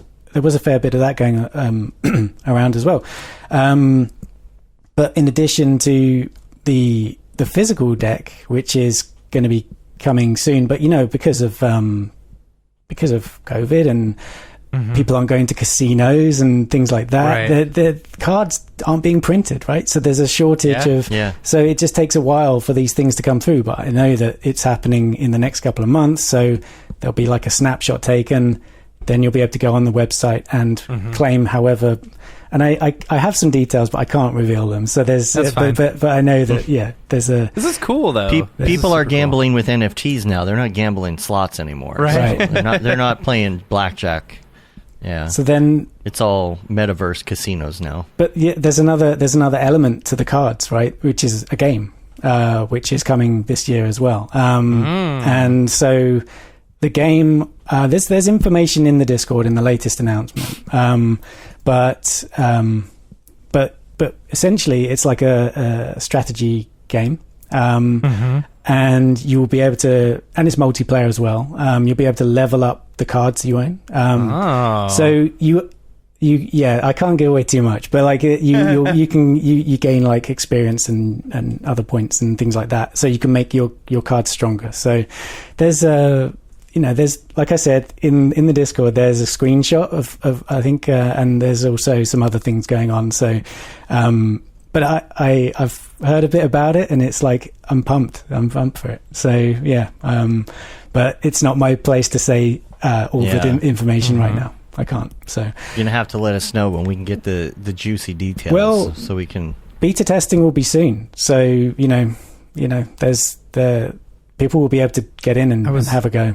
Yeah, I'm looking at it, and I think someone already bought the 0.2 one that I was going to buy. Because now it says make an offer. This is interesting as well, because it's a good time to get in as well. Like, I think it's obviously like, come down on price and stuff. But I think, if you want to pick up a look at the list of artists there, you find your favorite, and like you can grab, David Ariev's card, which is pretty dope as well, and or even my card, Yeah, these long-term ones are fun to get into. Yeah, because you're kind of invested in them. That's the thing. Yeah, and I don't know. The ones with ecosystems around them are pretty fun. I mean, you've seen the history of the company. They're like, it's not their kind of first rodeo in terms of cards and stuff. And there will be like another deck as well, whether it's a curated one. But like, I think this is another thing as well. Like, and I know I've been sort of rambling and switching ideas and stuff, but I just reminded myself that there's a potential for people who know me had known that I've done X Particles Challenge in the past. And there may or may not be the possibility of doing something with playing arts as a new suit, which would be part of the curated deck. So the Ether contest is a great way of getting in. Come and join the Discord. There's channels there to submit your portfolio, and that kind of puts you on the radar for other playing arts projects, right? People in there will be... the portfolio is being kind of looked at and then contacted to be invited to kind of take part in this. But I'm thinking we may have, it may be X Particles, it may be something, but there'll be, the equivalent of the X Particles Challenge as a suit for that could be fun. As this. So, there's scope for this. And like I said, I didn't get to run it last year in the way that I wanted to, because I'm trying to make it into something else, and I think there'll be something more fleshed out in the future, but I'll let you guys know when it's on the cards. So what's your official involvement then? Because you're not just making art, you're obviously involved in it some other ways too, the Discord and things, right? Yeah, I've taken it upon myself, I guess, to be more active in the Discord. I've found value in that for myself through artwork sales and things like that. I am I do the podcast, and my time's compensated for that. But I'll be interviewing artists that are currently involved in the crypto edition. But we'll probably get new artists, people that will be doing once we get the Ether suit underway, we'll be wanting to talk to as many new artists. And the whole point of the Discord is a place for artists to to talk and also to have a kind of dialogue with collectors as well. There's plenty. We've had a lot of fun, like just doing these past 10 episodes of the podcast. I get to talk to these artists. Some I know, and some I'm just learning of for the first time. But it's great because I'm doing a bit of research on each one and kind of figuring out what I'm going to talk about with them. And everyone's just been like, every guest has just been so awesome to talk to, and it's just I don't know, it's fun. I can see why you guys have been doing like 311 episodes, you know. So and 42 of this particular show, which I just now figured out that the number was still wrong. I kept changing the number as we go. I don't know if anyone's noticing that. Exactly. Whoops. Right. Yeah. So yeah, 42 NFT episodes. 42 NFTs, and then the regular show, of course. Yeah, but like it's a lot of fun for me to do. I get a lot out of doing these interviews, and So, but yeah, it's you got to stay caught up with all your art friends during COVID. You know. Yeah. I mean. Gosh, this is so cool. This is so cool. I really dig this. What are you digging? No, this is all the cards and everything. I love all the artwork and everything. Yeah, you can get all them for a of pretty Matt's good price gambling right now. favorite things together. It's just absolutely, dude. All the bet. All right, you gotta step away, otherwise I'm gonna buy more. Yeah. Well, another thing as well is you can then you verify your card in the Discord, and then you get a whole list of other channels, which is one of them is the NFT Snipers, which is I did my first ever spaces with them, which is like a group of people that are finding like NFT alpha basically, and I've been put onto a few things from them, a few token drops and things like that, and it's just been like, oh, thanks for that, you know.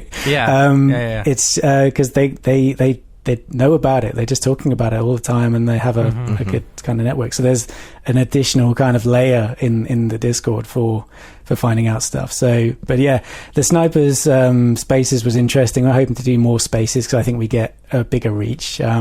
Dave, I saw you pop into the Discord for one episode of the podcast, so briefly, but yeah, that was for Aryev's.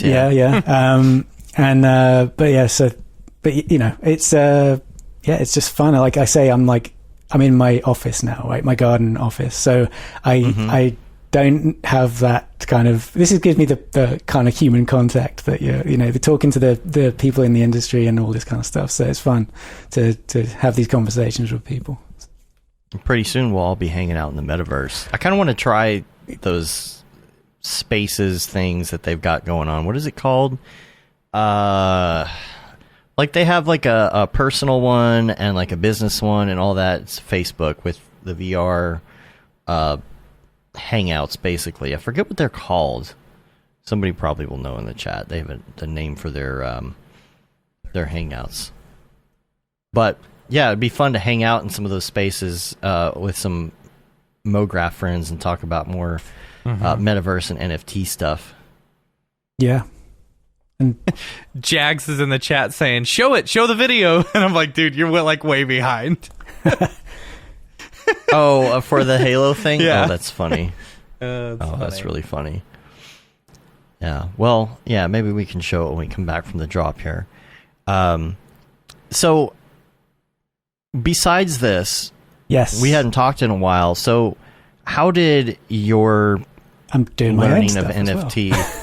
yeah, like how did your stuff come about? Like how did you get into this? Because we all around I don't know, October of 2020 we're starting to hear all these ramblings about things going on, and like what was your experience in that? It was 100% through that Get NFT group. It was like obviously people as well, and sort of hearing about that and going, okay, this could be something.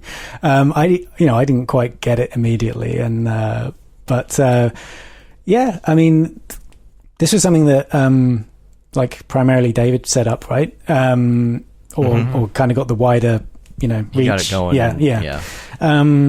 And so there was, but I have a good friend who I've sort of known and worked with for 17 years or so, and he does.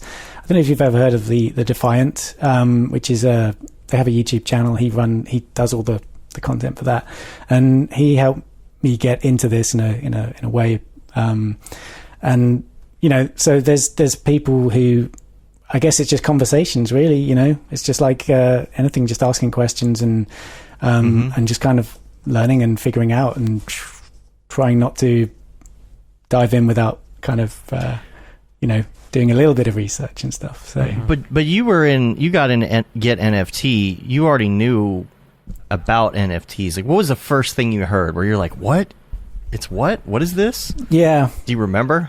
I think it was when people did that first big sale, and it was like, kind of like, and then like, wow, and but then I'm just like 100%, just good on him, dude.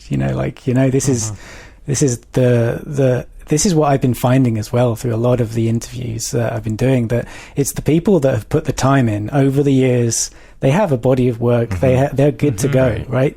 There's a couple of approaches to doing this as an artist, right? You either you have your your work and you're good to go and you've already got your network, so you're ready to just jump in, or you start learning about it and you start building the portfolio alongside that, so that you're ready to once everything's aligned, then you can be ready to drop something, and I think I've seen various people do that, but I think now you have to, seems like you have to just have that whole community presence that there to 100%. even be on people's radar, right, because it's so there's Twitter. It's a full-time job. That's what I've said. If you're going to get into NFTs and if you're going to make it your full-time job, it has to 100% be your full-time job. Getting in different Discords, talking to different people, showing off your work, shilling it on the show, whatever you can do. Yeah. Ryan Talbot came over for the countdown in New Year's, and so we sat and caught up for a little bit, and he was talking about how it's always on, just always switched on, like just constantly like in Twitter, and it can be draining, just always keeping an eye on Twitter like that. So it kind of is. The isn't NFT it? space runs it's 24/7. Yeah, and things happen quickly. Just look at last year. Last year alone, it was like it's 10 years in normal time. It is crazy how fast it all moves, and people's expectations as well are changed because of that. So certain projects, they think that it's not going according to plan because it's like not. It appears to be slow, but it's probably just working at normal pace, but it's just not in crypto. It's been a week, bro. It's been a week. Yeah. Why hasn't my NFT sold? Well, it's been 30 seconds. Yeah, and then obviously there's floor prices where, whatever, but that's set by the seller, right? So, you want to... Yes. Yeah, the people are kind of... Matt Brooks is correct. Shilling does take a lot of time. Yeah. You gotta, I have my current Iris editions, which is... I have a thread on Twitter that I add to if there's been a sale or something that I want to update people on, but I try and keep it to that rather than I don't. What are some of the other projects you've done? Was it on Foundation or? I had a couple of I think we probably brought them up on the show if I'm not mistaken. You probably did. Thank you. Yeah. There's I've only had a couple on there, I think. Is it your usual screen name on It Foundation? is, yeah. Oh, I thought I had it right. I got a link for you if you want. Yeah, send that to me. We'll check those out. Yeah. Yeah, I know we've done one or two for sure. Bored Apes Euro final? That was a bit of a joke. Okay. They may get burnt. Is it not working? What's that? Hold on. Bored Apes what now? What are you talking about? It's a derivative of the derivative of the ape that. Okay, I see. So, so there's there you go. The What Lies Within was my first one on Foundation there. So yeah, my good friend Robin, like he bought this, and that's cool. Yeah, and it was great to he's super massive and on Twitter and does the content for the Defiant. He's a generous guy because he also gifted like me an ape. And wow. This is why I did the derivatives actually there, because you're allowed to, because you have the. I was going to ask about that. Yeah, say how do you get that? That's the only way. Yeah, you have the commercial rights. So, but yeah, he did a. I guess it was like an experiment. Like he'd gifted several to people on his team at the Defiant and other people, and I'm the only one that still holds. Everyone else is sold. So, which is okay. Now, yeah. Okay, this is. How do you control this? Because all right, let's say you sell these. Okay, what happens when you sell yours? Yeah, your main one. How do the rights go for this at that point? I have no idea, mate. I have no idea. So what I would say was, okay, think about it in a contract perspective, right? You know, if you sign, so for example, the reason Disney cannot have any Avengers or Spider-Man in Walt Disney World is because there was a contract signed between Marvel and Universal in order to use their IP, and within that contract it specifically said that no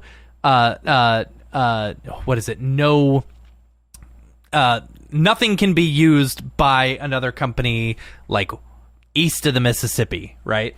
That's why you can have Marvel characters in Disneyland and California Adventure, but you can't have them in Disney World, you know? So it's like that contract was signed before Marvel was bought out by Disney, and that's still the case for right now. So here's my question. You though. use that IP currently because you own that IP or whatever, and then you get sold, and that is just something that happens during the time in which you own that IP. You know, someone buying that IP needs to know that, hey, this was under a contract per se, you know? Yeah, well, my question is, well, what if you took that and you said, okay, this Bored Ape's my IP, but I'm going to mint this other one. The only difference is this pixel is another color. Well, you know what I'm saying? Yeah. Like, it's a technicality, right? Right. It's a different version of yours. I mean, yeah, is it going to mess up the value of yours? Yeah, but just I'm just thinking in generalities. Well, it wouldn't be part of the collection, right? So I think there is that, and it would just be on some kind of random link that I set up somewhere within OpenSea or whatever. So, no one would ever kind of, take it as, I think that's the thing. It's just, they're very separate, but yeah. Gotcha. Yeah. Mm-hmm. Yeah. Yeah. I don't know. Shower thought right there. Shower thought. Well, yeah. I mean, I'm sure there's all kinds of those. For anyone interested, my NFT is still available on Foundation. Oh yeah, so is mine. So it is. You sent me this link here to OpenSea. You've got your Iris editions. Yeah, these are kind of like little looping animations. I remember when you did these. Yeah, we talked about these on the show. Yeah, to kind of put them together. There's there's kind of how they. Yeah, it was kind of all done in C4D with a bit of Python and stuff.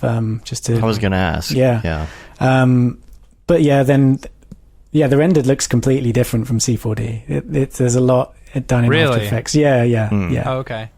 I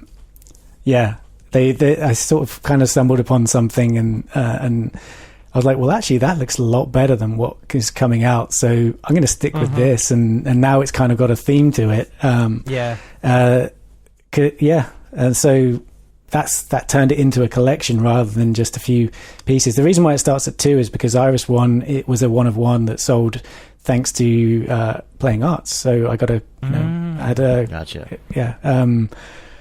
conversations in there, and also my piece from the Sevens, the Sevens Gallery thing, the Sevens Foundation thing. That was part of the distorted reality thing that was curated by David and Chelsea and numerous others. So that again, thanks to being involved in a project, got me a few more eyes on my work, I guess. So that's cool. Yeah, that's cool. What else you got? What do you? Yeah, dude, there's something in the works. Like I said, there'll be something for Six of Hearts holders. But I'm trying to. I don't know if you guys have seen the Manifold Studio. And actually, Billy mentioned it. I think he was mentioning. Yeah, it was in. I think it was in beta when he was talking about it. But it's actually for everyone now. You can just make your own contract, and that's really exciting because then you've got your own like token. You can see how the holders and all that, and it's very easy to do through Etherscan. So I'm interested in that, and I kind of wish that there's I'd like the next thing I'll do is it'll be under my own contract, but yeah, there'll be something. I've got a few things like that I have like they're not fully formed ideas yet, but there'll be something, quite a few things I hope went to 22, and I'm gonna do my best to get onto one of the sort of more major platforms as well if possible. But it's a process, and I think really I want to be better prepared for that, as I think it pays off. Like I saw what Billy did to he's talked about his the video that he put together and stuff, and I just admire the way he's been going about what he's doing. I think he's treating it more like a full-time thing as well. So yeah. So we were just chatting about that on Discord this morning. Right. So like you said, it's probably the way to go, but I don't think I'm in that position to go full-time with it yet, because it's just it's kind of like ditching your main job for freelance in a way, right? Right. I'd be ditching freelance for NFTs. I don't think I could do that right now. So just deciding if you want to make the leap. Yeah. Well, I'm quite happy with the pace of things at the moment, and it's kind of just doing it under my own terms, and I'm learning still. So there's a lot almost too much to kind of learn, and I think it's just just taking it at your own pace and building up relationships, really. Yeah. Oh boy, look who's here. Oh boy. I was wondering when Dolby would show. Yes, I'm back. Everyone give me a round of applause. Oh boy. Yeah. I've joined a DAO, and now I've been chatting about NFTs with their chief marketing expert. Yeah. He's actually my best friend forever. His name is Jeremiah. He's given me all the deets on the latest collection, so I'm going to keep you updated and everything. Oh boy, is there a new animal coming? Do you know Jeremiah, Matt? I don't know. Jeremiah was a bulldog. Oh gosh. Okay, bye. Oh good, that's all. Yeah. Nice and quick today. Yeah. I'm sure he's getting settled in, after the holidays and stuff. I was going to ask where you think some of the stuff is going as well, like in the future. That's a good question. Where do you think the metaverse is headed now? Well, I don't know, dude. It's a big question to ask, I think. But like in terms of NFTs, there'll be, I think I've seen more kind of music and, photography. And I think like games are probably going to be more prevalent as well. Like using, I think, and especially, I guess, in these metaverses and stuff, it's kind of like a gamer's kind of mentality to get into those. I had a meeting in Somnium, but it wasn't like VR headset or anything like that. But it was, it's like, okay, you can do this now. It's a bit of a kind of weird experience. The room wasn't like closed, so someone, some random person found where we were meeting and was just like, hey, what's up? What's going on? And so that I had to conclude it. But Horizon is the Facebook thing. I was trying to remember the name of it. Horizon. Like they have like Horizon workrooms, It's basically just VR Zoom in a way, really. But yeah, I'm interested in that. I mean, I saw that news about that Samsung NFT TV, and there's going to be better ways of displaying. There has to be, right? Rather than is it just a regular TV? I think it's going to be a TV with I guess some browser built in or whatever that allows that's you to. Lame. Yeah, right. In my opinion, if someone's going to build a TV specifically for NFTs, the problem with NFTs is that they're all different sizes, right? Oh yeah. What Samsung would be smart to do is to create similar to what they've got with like their phones, like the Fold or the Flip or whatever. Like create a TV where it changes sizes. It changes sizes, yeah, or it rotates and stuff like that. So you've got to constantly. It's almost like an art piece of its own, where it's constantly moving to get bigger and smaller and changing size and rotating to where it'll fit all the different NFT sizes. You load up your MetaMask wallet or link all your other stuff, and then it just displays them. Loops them for like 15 seconds, and then changes to a different type of thing, Use that I can fancy see OLED. That be nice. flexible screen they've been using. Just have it like roll up to the right size, right ratio. I can see that. Like you've got your height be 10 or grand, whatever. But, you got plenty of people, plenty of these NFT whales that would gladly do that, True. You have a fixed, like one of the sides is fixed, and then, the other one just raises and lowers depending on, there you go. and rotates. Yeah, you got. I'll talk to people about that. That's my idea. I'd like to point that out. if Samsung comes up with that in like the next couple months, just know Matt Milstead came up with that idea first. The proof is here. The proof is right here. Yeah, patent pending. Pending. I mean that sounds like a little way off in the future, I guess. But I think you need to get people in and it sort of opening it up to a wider audience. So maybe because there really isn't. It's people say it's early, right? And I guess it technically is. There's not a lot of people. Yeah, there's still it's early, but it's still 10 years old. Well, exactly. Right. Yeah. Yeah, exactly. Right. That's fine. That's fine. Let the other people iron out the details for us, right? Yeah, right. We'll hop in once everybody else figures it out. Yeah. So, have you tried any of the like sandbox, like any of those worlds where you can like put your art in them? 1 second. I'm just going to go check on my kid because he's very quiet. Oh, I thought you need some Humera. Nope. I'm good today. Okay, good. Have you tried any of these sandbox worlds where you could go in and walk around and do all that yet? I'm not sure where these are going, but people are spending an awful lot of money on property in there. Yeah, just like I said, Somnium to kind of have that sort of experience of looking around but I haven't gone in and I don't have any land or anything like that I would feel I'd want to kind of have the kind of more full experience to do that, because it just wouldn't feel right just looking at it. There is having said that, there is I wish I had it. It's not a catchy name to me anyway, but like there is it's got a big tree in the kind of middle. I don't know if you guys have seen this, but like I gotta try and find it. It's a metaverse that you can like hop into for real, or it's in the browser. It's like an exhibition space, right? It's fantastic. Yeah, there's a few of them that I've heard, and none of them have a very memorable name. From what I can remember. Let me see. I think the most memorable one that doesn't even exist yet is going to be the Beepleverse. Yeah, that's going to happen. The Beepleverse and Beeple's people are going to be real someday. Beeple's people. Mark my words. Is this one of those that a lot of people are investing a bunch into? Like, is it Atari or somebody who invested like a crazy amount of money? Is it Radio Shack? Radio Shack is just doing crypto now. Oh gosh, I'm pretty sure that's true. They'll do anything, won't they? Yep.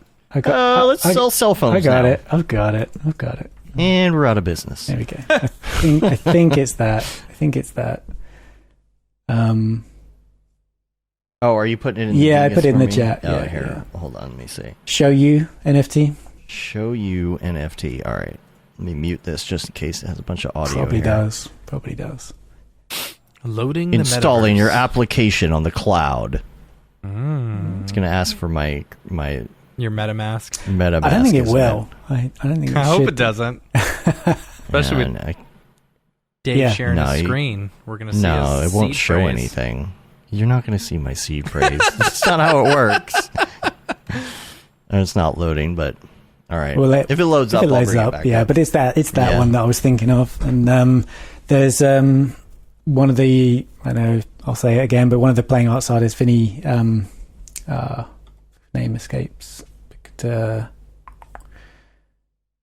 now. I feel like there's going to had be an exhibition in there, I think, recently, and yeah, there's Installing your app. This is taking a long time. I know it's taking a long time to load. We'll see. It's going faster now. We'll see what happens. I just feel like there's going to be a normalization of some of these different platforms, especially when it comes to things like avatars. Your avatar is going to be the same everywhere at some point. Yeah. And you'll be able to buy like shoes and stuff like that on one. Yeah. And link your All these people MetaMask doing- and whatever. Yeah. Autoplay blocked by your browser. Click to start. Yeah, it's welcome to Oh, boy. immersive virtual Yes, there gallery is space. audio, Please by the wait way. while we unload all of your cryptocurrency into my wallet. That's what the loading bar was for. It was emptying your wallet. That was Yeah. all my ETH, all 0.01 of my ETH going in. Enter the metaverse. Use I'm ready. the WSAD I hope this doesn't arrows. Control the camera like- with your mouse. Use. Okay. Oh boy. Oh, And I boy. think Oh, you go okay. for one of the two, like I think they're little square things or whatever. But they look like the logo. See if this freaks it Yeah, out. yeah. You can see them It's over there. working. They're kind of like glass. I'm gonna watch my looking. GPU. So if you head Yeah, over to we're one of about to- those, Oh boy. and there's Oh, like geez. day and night states and stuff, and you can. Is it messing up your computer? No, it's just. Oh. It's, Okay, it just- needs to be 60 frames per second. That's what it needs to be. This is Getting like Unreal. 18. You can tell this is Unreal. Yeah. I feel like coming soon. Yeah. So you head into coming soon. All right. So yeah, I guess the gallery's closed, which is a. Aww. There's another one over on the other side, which probably says All right, coming soon. as well. Gallery. There we go. Oh, there All you right, go. I'm going to close this before I screw something up. Feel like I'm going to end up like shutting off the stream by accident. Right? It's going to Here happen. we go. Free roam. Yeah, there we go. Or guided tour. Let's free roam. Wow. Okay. It's I cool. don't feel I've seen this stuff, but like, okay, what makes this great as the metaverse? Like, why? Yeah, it's like Second Life. It's like, why do I care? You know, like, Yeah. why would anyone? No offense to anyone, but why would anyone It's care not about in- this? It's you not know? in AR yet. That's the thing. Once it's in AR, that's when it's all going to make sense. I don't know. Like, it's I'm cool just to walk saying. around like a fake gallery and stuff like that and see different artwork, but like, how is this going to change my life? It's not going to change my life. Everyone's all like, "Oh, the metaverse is going to change your life." That's not going to change my life. Walking around an art gallery, that's just going to change the way I look at art. Which I don't look at art that often, like in a physical space as it is. I look at lots of digital Right. art on my computer as it is. Well, that's the thing, isn't it? You know, that's not as immersive as putting on a headset or whatever and Right, of feeling course. like you're in the place and actually being able to, you know, you could see something that's kind of huge, right? Monolithic, Right. almost. So you can play with scale, I guess, in the metaverse and have like a more immersive experience. But like, yeah, I don't think, yeah. So I'm like I said, I'm sort of waiting for kind of that to hit. AR will be the trigger Yeah. I don't event think for a so. lot of things. I don't think so. There's a lot of useful applications for AR, I think. Yeah. There are useful, yes, yes, Yeah. but I don't know. Is AR considered the metaverse if it's It will still integrate based with in the metaverse. our universe? Yeah. you know. Yeah, because it's going to basically, in the end, it's going to be 1-to-1. It's going to be you're in Google Earth, but you're in it in AR. So Yeah. eventually, every piece of everything is going to end up being on the I think blockchain. I don't know. when you buy the human race when will you buy destroy something itself at the before we store- get to that point. I Right. think. Well, I'm just saying that like there will be a time when you buy this Dr. Pepper at the store and its unique identifier is on the blockchain somehow. Like everything will be connected to it. When it becomes limitless in that aspect, like your AR will know exactly which one it is. Interesting. Which so Dr. you'll Pepper know you're who holding. was the litterer. And littered. you'll know everything about everything. There'll be that's no great. privacy left. Awesome. Can't you? Doesn't that That sound sounds awesome? like a fun world to live in. So, And then people will go into the metaverse so that they don't have to deal with whatever. I don't know. Yeah, I had to return a toy that broke over Christmas. It was a manufacturing error. So then they would know like which machine or who was responsible for packing that part or whatever, and it's all linked back and Yeah, and they would see the video playback from the AR device where it got broke, or if it didn't get broke. So the point when it was opened in the box, and you could see the video playback. There's not going to be any privacy left anymore. Yeah. We'll see. Wah, wah. Well, sorry. Yeah. You have a choice to live in that world or not. So, that's true. I mean, as in you don't have to wear the AR glasses and all that kind of stuff. But and if you don't, you just won't be able to get a job. Right, exactly. Yeah. So, anyway, yay, the future is bleak. I think, we'll but also, see. I want Jules' future. I want the future that Jules you want talks the good about. future. I want the The good holodeck? future. I want the holodeck. Yeah. I want the Star Trek future. Like if I feel like if we could just figure out like the food replicator stuff. Oh man! If we figure Then out wouldn't the need food use replicator, for money anymore. Yeah, then you have no need for money anymore. The food replicator, if we could get that figured out, then life will be great. Yeah, we'd solve all the problems. All the problems. There would we be would no end more war. world hunger. Yeah. Yeah. Anyway, Are we done? I think we're done. Yeah. Okay. Let's get back to the regular show. Andy, do you got anything else? Where can people find you online? Well, no, we won't say that until we get this is for the drop. If people want to find your NFT stuff, where can they find it? Fine. Yeah. You can find me in the Playing Arts Discord a lot. So there's that. I'm called Andy on Twitter and pretty much everywhere else. And I have my website, which is the same handle. So, I do have a subdomain on there, which is like nft.imcalledandy.com, which will have updates. Yeah. But yeah, that's pretty much it. It's pretty easy to find me. Yeah. Good. I'm going to make you repeat that here in a second. All right. Right. Yeah. For anyone who's interested, if you want, if you've got some work that you're releasing or dropping, feel free to email us info@mograph.com and we'll show it on the show. Let's do it. Let's get over to the regular show. Drop. Is this the fucking mic drop? This is exactly what I should be doing. All right, we're back. Well, thanks for being on the show. If man. anybody wants to find you online, where can they find you? I got that question. I got an answer for that. Yeah. Yeah. Actually, I guess it doesn't matter because everybody's heard it on both shows now. So yeah, that's true. Now we know. We know. Everyone knows. Ask it always at that point. I'm called Andy. Andy, it's always good to see called you. Andy everywhere. Always good to talk to you. I wish we would have seen each other in person. I know. I need to make it over to across the pond. Across the pond. I got to see myself a West Ham United game at some point in my life. Wear your shirt. Wear my shirt. My brother-in-law got me a scarf as well. Got to wear my West Ham United scarf as well. So how come you're supporting West Ham out of interest? Oh, I love West Ham. Hammers forever, right? Really? Okay. Have you ever watched? It started off as a joke, and then I started watching the games. Right? Have you ever seen the IT Crowd? Oh yeah, bits of that. So there's an episode. There's an episode where like he starts talking like football slang with someone just to sound like he knows what he's talking about. And they're like, "Who do you support?" And he looks over and he's like, "West." And then he sees a big ham and he's like, "West Ham," And so they end up going to a game and like he's just bored the whole time. It's really funny. So I said that West Ham was my team, and then I started watching all the games and supporting them, and I'm mad that they're the bad guys now on Ted Lasso. That's very upsetting for me. I don't like that. Oh, that's funny. Yeah. I didn't know that. But whatever. Yeah, right. Used to be Man City, and funny. now it's Right. Yeah. Oh well. You should. I mean, you should. The stadium is incredible. Like it's the Olympic Stadium. So for it's we were walking around there the other day. It's a great venue. Like Yeah. You got to get Matt some swag, I think. Yeah, get me some swag. Well, I'm not a supporter of West Ham, but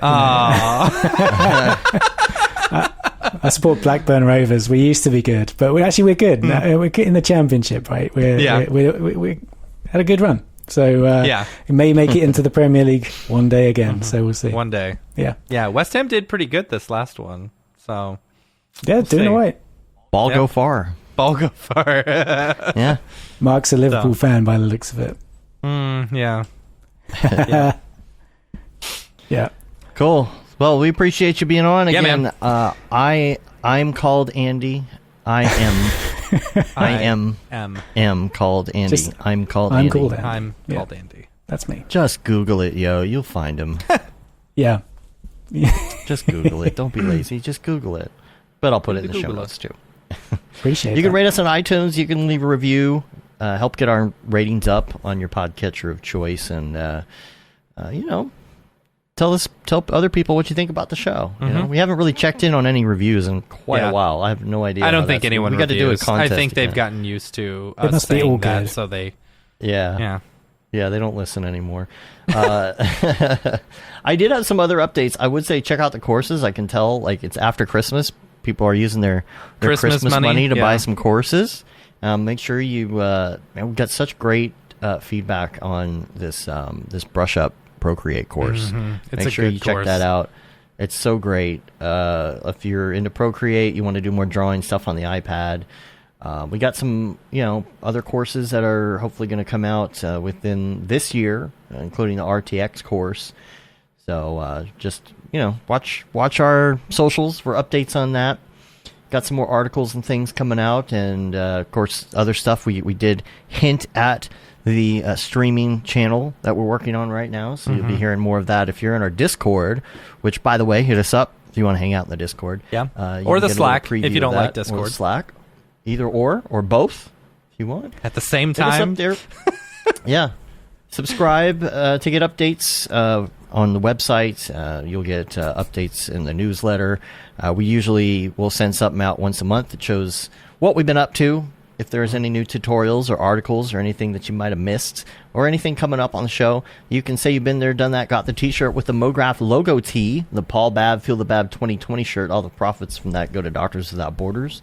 The Render Things t-shirt, hoodie, long sleeve tee, the That Render is Fire shirt, which you're only allowed to wear ironically. Unless you're shams. And then the Mograph Blandishment shirt. We're on Facebook, Twitter, Instagram, YouTube, TikTok. Sign up. Okay. Follow us. Yeah. And Mograph.com. We haven't had a review on Apple Podcast for 2 years. Oh, we So haven't the asked next, for it. The so. next person who Wow. reviews us, I will send them a shirt if they're located in the U.S. Oh, snap. Or the So- UK. I could Or have the gone and UK. done Okay, it. we can right? do the UK, yeah. I'll check out 311. It's a really good one. Yeah, check out episode Yes. 311. Yeah, I hear that's a good one. Cool. All right. Well, we're going to get out of here. Until next time, I'm Dave. And I'm Matt. I'm Andy. Have a good one. Later, yo.